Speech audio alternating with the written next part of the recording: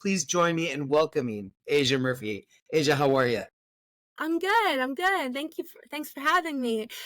So yeah, I am a web developer and I specialize in SEO services. I have been a freelance web developer on and off for the last 3 years, and I have been a technical SEO writer for 8 years.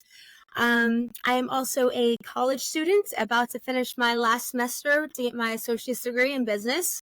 And Awesome. yeah, thank you. And I also own a tow truck company with my significant other. So got a pretty full plate.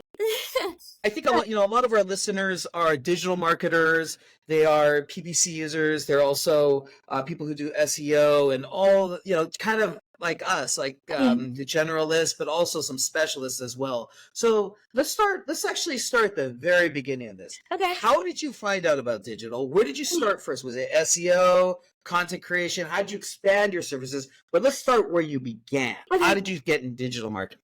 So at first I started blogging. I I I like journaling, so I don't know, I was recommended to start blogging just because they're kind of similar, and people like told me from like in the beginning that I had a lot of really good things to say and that I should just get my voice out there. So I started blogging, and I found out that I really enjoyed it. And from my blogging, I ended up becoming an editor for about I think it was like 3 different publications within like the first month that I was blogging. I had a bunch of people asking me to be a part of their publication and stuff like that. So I joined, and from there I got a job as an SEO technical writer, and found out I really enjoyed it, but it was kind of difficult because I had to write, and this was before AI and everything. I had to write 1,500 word essays or articles within 24 hours almost every single day. I was getting a new assignment to me, and I had to have them turned in within 24 hours of receiving them, and they couldn't be plagiarized. I had to make sure I had all the proper keywords and metadata, and I had to make sure that I highlighted the the keywords or the key tags or the meta descriptions and the meta tags, and I had to make sure that I highlighted just all the important information that made the article.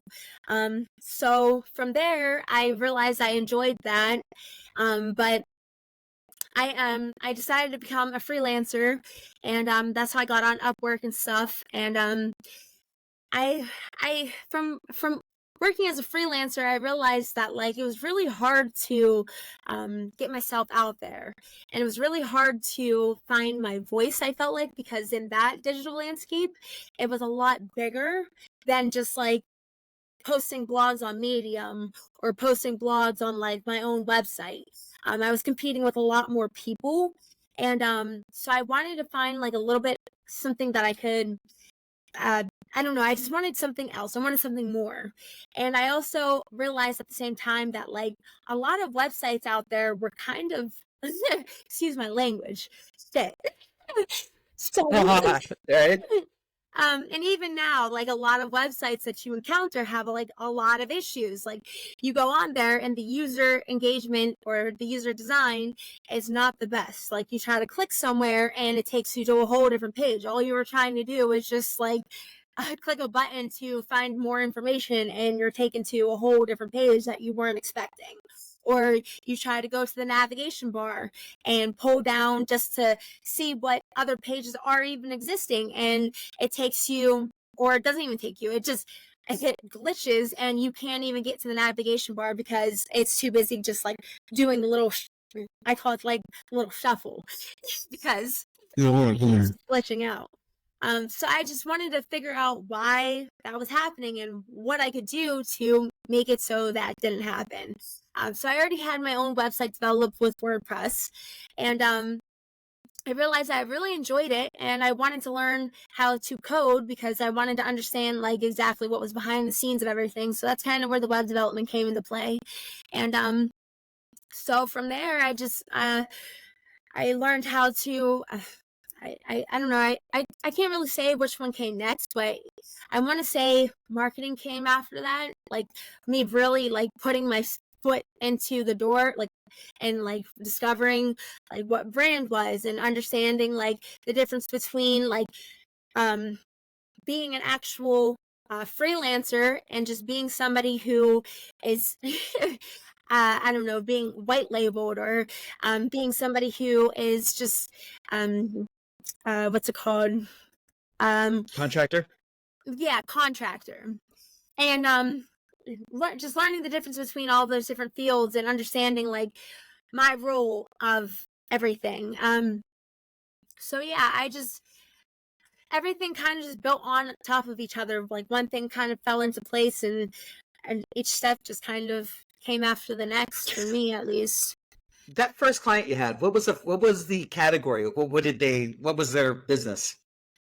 The first client I ever had, well, do you mean like for SEO or like what? SEO, yeah. When you say that, do the 24 hours and 1,500 words, what was that first client, or what That was category? that was an actual company that had hired me. Um, well, yeah, I was working for an actual business, and I was doing I was a technical SEO writer for that business. It was also considered like copywriting, just because they kind of the lines between those kind of get intermixed sometimes.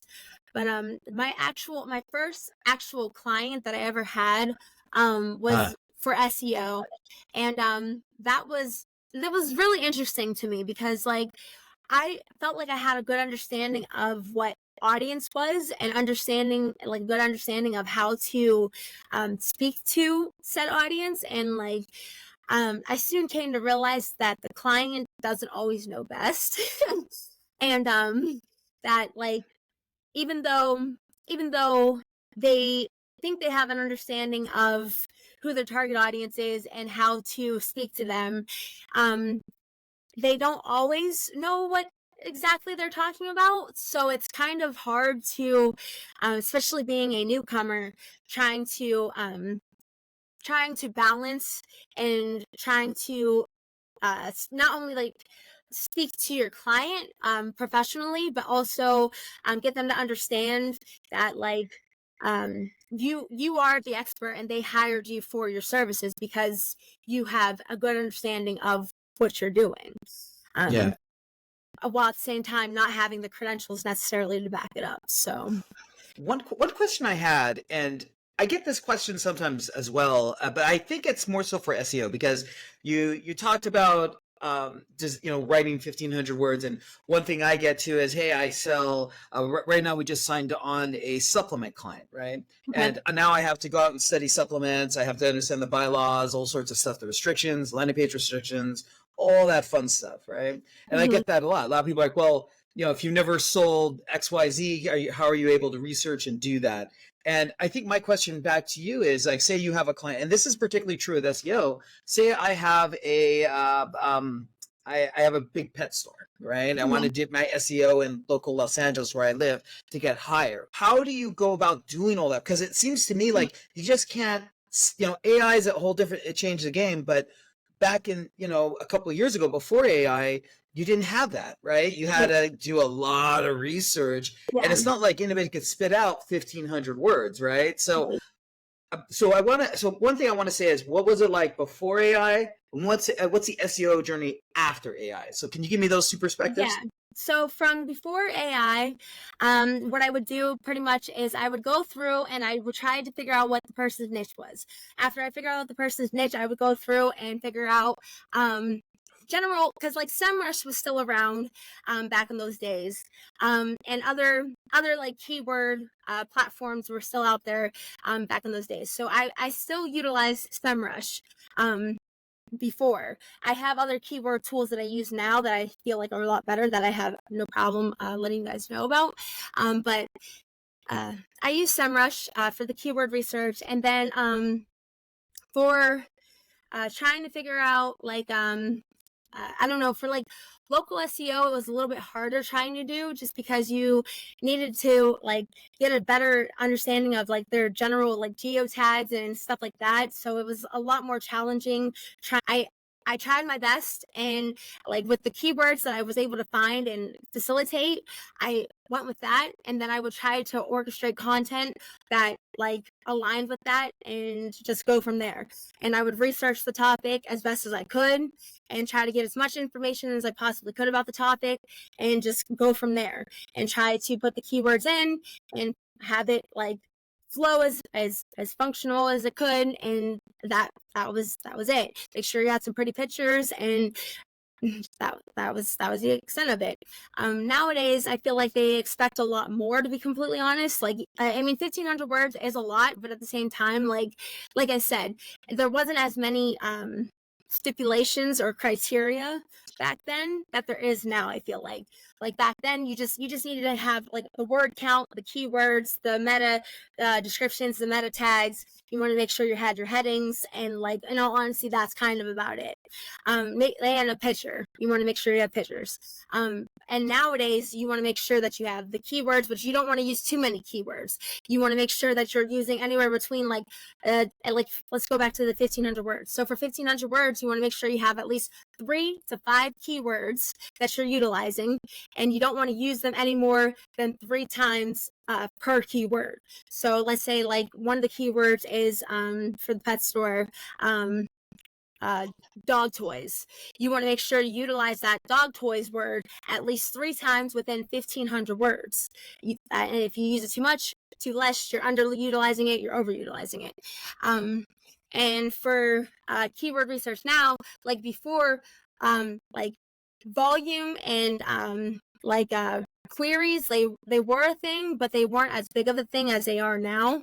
Like when you were searching for keywords before, like you were more or less just trying to find keywords that resonated with whatever it is that you were trying to discuss, the main theme or the main topic of your paper or article or website. So to be completely honest, when you're a new business, you want to use keywords that have low volume, because you can't compete with like top competitors such as like Walmart or HubSpot or like the main industries. You can't compete with that. So your best bet is to go with low volume keywords that have not search volumes, that have queries, like search queries, like people are still researching and like asking questions about it and looking it up, but there's not much volume to it.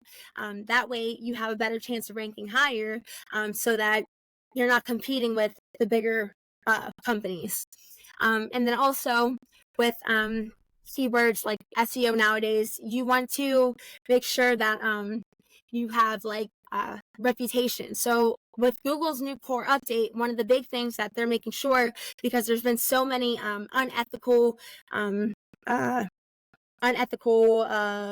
tactics being used with backlinks. They're trying to stray away, like that. Don't get me wrong, backlinks are still very important, but they're trying to stray away from them because so many people are abusing them and using them wrong. So what they're trying to facilitate is reputation, your digital footprint. So you want to make sure you have social media. You want to make sure you have a Wikipedia page, especially if you're a business. Wikipedia page is like everything.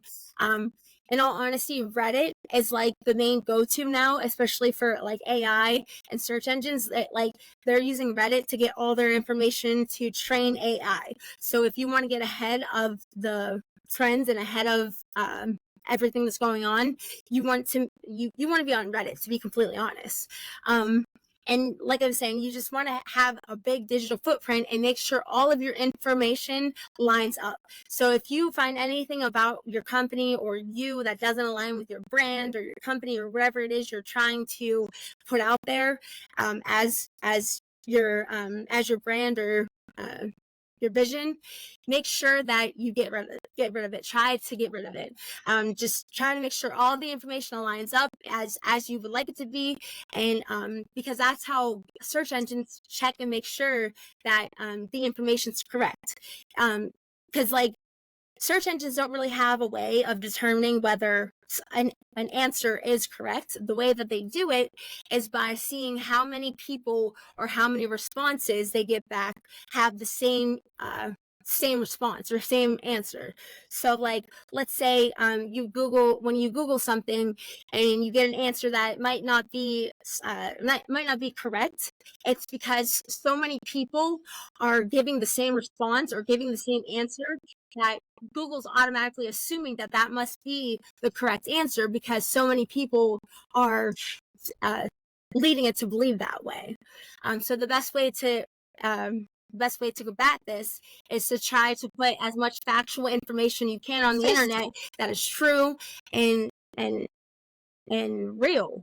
You don't. It's like, and that's one of the things I love. Don't get me wrong, I love AI, but that's one of the things that like upsets me the most because like a lot of people don't keep track of what AI says. A lot of people don't keep track of what they're posting. They just kind of let the AI generate it and then post it and don't ever look at it or touch it again. And like that's really ruining search engines, and it's really ruining like what people are able to get on the internet because it's confusing the search engines, and it's confusing the algorithms because they have no choice but to assume that that information is factual because so many people are placing it online. Absolutely. And that's one tip that I've done, right? And it's all about what I like to call my domain authority, right? And I think we've all heard that term. And what I like to do is, at least for me, is I have my information, obviously I have a YouTube channel, also have a podcast, right? Where I put those episodes on the podcast, right? And so that gives me additional footprint. Then I have Medium. I'm also on the forums as well, also on LinkedIn. So you're right. I try and make sure that all these signals relate back to authority, back to Yousaf, back to PPC, back to Google Ads, back to and it's really a cohesive journey, and that's really paid off because what happens, at least I figured, we both are on Upwork. And I'm on Upwork. I still use it. It's still to this day. I'm 3 years into this journey. No, 2.5. Sorry. And Upwork's still one of my primary acquisition funnels for clients. And what happens is they look me up. I have an unusual name, I know, but the first thing they do is Google me, right? And you want all that domain authority to pop right on that SERP, right? That search engine results page. For, Yousaf this, Yousaf that, Asia this, Asia, all this cool stuff that says that exudes that you speak SEO or you speak Google Ads and you know what you're doing, and great interviews like this pop up and all sorts of cool stuff. So I know exactly what you're saying. I talk to other people in the industry, and I always notice they have one thing. They're really big into YouTube, right? You have to have these multiple, like these tentacles other places as well, because like you said, right? AI or the search engines really just, they're crawling the web and they're just intaking all this stuff, and you want a whole myriad of domain authority to pop up. So I couldn't agree with you more. One thing I've noticed, and maybe you've seen this, and I've talked to other guests about this as well, is client satisfaction, right? And client satisfaction, at least on PPC, I think it's still great, but I think when we talk about Upwork and we talk about contracting, there's a low barrier of entry. Literally anybody can go, at least in where I'm at, nobody even needs to be certified. And I'm big on certifications. If anybody looks at my channel about Facebook Blueprint and all sorts of cool stuff. But the issue is on Upwork, anybody can literally just say, hey, I do ads. And so one of the issues that I've seen is that people kind of hop on, they say I do ads, and then they're cheaper, let's be honest, than most people. And so most clients are, they're very payment driven, and they'll be like, well, I can get this guy or person who's really good at a higher rate. However, there's an okay person at a lower rate. They generally have the right signals, in terms of saying they're decent. And then they go with a lower person, and boom, they're dissatisfied, bad results, bad everything, and I don't want to do this ever again. And then unfortunately, I get the brunt of that, because then guess what? They come back to the one of the higher tier people, and I hear their journey. They just blew $10, $20, $30, $50,000 of ad budget on just somebody who didn't know what the heck they were doing. So one thing I want to talk about is expertise. And if I'm a client and I say, I'm looking for a great SEO person. What questions do I need to ask? What vetting do I need to do? In Google Ads, there's certifications, Facebook Blueprint. What are the questions I should be asking if I'm looking for a great SEO, digital marketer, content creation person? For me personally, uh, if I was a client looking for SEO, some of the questions that I would be asking are like, well, first off, I would ask them how long they've been in the industry. Second off, I would ask them what tools they utilize, just because I feel like having a background and knowing what kind of tools they utilize gives you better input on the kind of process they go through, and whether or not they actually have a good understanding of what SEO is. Because I know some of the tools that I utilize, at least, like not many other people that I know are utilizing them, which I don't understand why. But they they go more in depth, and they break things down a little bit more. Like, okay, so let's take for instance the SEO audit tool that I use. If you don't know SEO, you're not going to understand it at all. It breaks everything down completely, but it's in jargon that only if you know SEO would understand. So that's kind of why I like utilizing it, because like I do give my clients a free SEO report, but then they have to come back to me and ask questions to understand exactly what's in the report. So on top of that, other questions I would be asking probably would be like, I got to think about this for a second. I would be asking them, like, what's the difference between like local SEO, on-page SEO, off-page SEO? Like, what's the difference between the categories of SEO? Even if you don't know what kind the differences are, like just questions about like what are the differences in SEO? Are there differences in SEO? And if ask them if they can even break SEO down for you. Like, what does it mean? Why do you need it? What can they do to help you get higher rankings on search engines? What is their process? I would be asking things like hmm, One thing I'm big on is case studies too. Okay, yeah, I notice case studies, yeah, at least it helps tie back, right? Like in terms of a client with a certain problem, they didn't have the best budget or whatever, and we were able to somehow get an arrangement going and get and make sure that was being utilized. And in terms of one question I have as well is in your journey at Designers Tech, when did you know you wanted to offer other things, right? So you mentioned digital marketing, content creation. I see that makes sense for SEO, right? mm, And what's funny is most people don't know that SEO involves a lot of writing, really, until you start getting into it. And that's when I knew. I was like, okay, SEO is just adjusting the keywords on the page and yippee, and that's it, right? It's like, no, you got to write volumes of stuff to really let the algorithm adjust your results. But one thing, and I've had this internalization, this meditation, as well as should I offer more services, or should I concentrate, right? yeah. What was your philosophy? Because you're obviously doing digital marketing. When I hear that sounds like paid. That sounds like you do website design, which actually goes back to SEO. I get that. How did you know you were ready to say, I'm a specialist, I'm ready to expand? What was that journey like? I do want to touch back on what you said about analytics real quick first. I do want to mention that if somebody is an expert at SEO, they will be able to show you clients that have been able to successfully go through the Google core updates. So that would look like a line. It might go up and down a little bit, but it's a constant scaling up. If they do show you analytics that it's like downgrading, then they don't know what they're doing. But for me personally, when I decided to start incorporating other services, I will be honest, it's just because other people in my field had suggested it. They said that pretty much everything goes hand in hand, and it's kind of a hot commodity when you do everything all together and you're a one-stop shop. So that's why I decided to start incorporating everything else. There's a big philosophy right now, or kind of like a weird kind of like butting heads on, especially in the forums, on Google ad buyers, Facebook ad buyers. Truth be told, I actually started on Facebook, Yeah. right?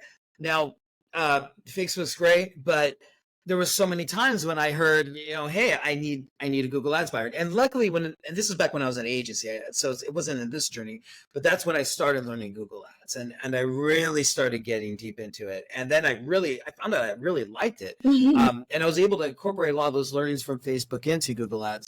But the issue is I've heard a lot of just different philosophies, like, well, I'm a shop and I should specialize in Google Ads, or I should specialize in Facebook. But I kind of believe they're synonymous with each other. And I don't think most people that even dabble in PPC even understand there's a difference in terms of the buying methodologies. Because they're like, well, if you do one, how could you not do the other? Right. Makes sense. Couldn't agree with you more. I can't tell you. There were, in the very first year of my journey, I had so many clients that said, oh, you do creative, right? And it makes sense, right? You're okay. You do Facebook ads. What do you mean you don't do ads? You don't create ads, but you just buy? Like, what does that mean? And most people in the industry understand that. I'm just a buyer. I'm actually a technical guy. I'm not a creative guy. Right. So luckily I had to do some meditation. We expanded our team, and now we have some creative personnel.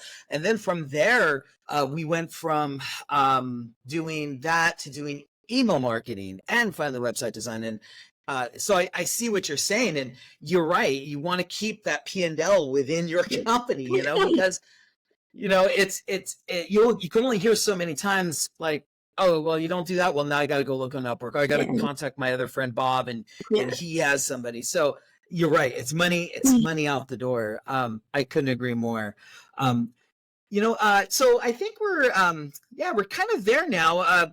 Asia, what last bits of advice do you have for the audience? And keep in mind, it's more of a technical audience, PPC. There are also some SEO people out there. What would you advise the people who are listening? If you had to take away 2 or 3 good things from this conversation, what do you advise in terms of, hey, I want to get into SEO, or clients that want that have heard about SEO and they just don't know what to do? What would you advise? I guess for both, for clients that want to buy, I would suggest that, for both, honestly, you just got to do your research. I would not pick the first option. I would wait, until we have like a better, field, like a better understanding of like the person that you're working with, or even just better understanding of the topic. It's hard. It's hard. And on top of that, another thing I guess I would suggest is that, or another takeaway, I would say is that, honestly, I would just say that, like, believe in your talents. To be honest, like, it doesn't matter whether that you like feel like you're not there yet, or that you just don't have all the skills yet. Like, you'll get there eventually, and like, you're perfect where you're at. Like, you don't push yourself to do too much. Like, it's not good. And that's I don't know, I just learned from me. You don't want to put too much on your plate and try to overdo yourself and learn too many skills at once, just because it's not fun, and you're right where you need to be. Absolutely. I'd say one thing I'm doing a lot of is even really investing in my knowledge, and really just going out there and rolling in those, like, Google Analytics, right? I think you brought that up.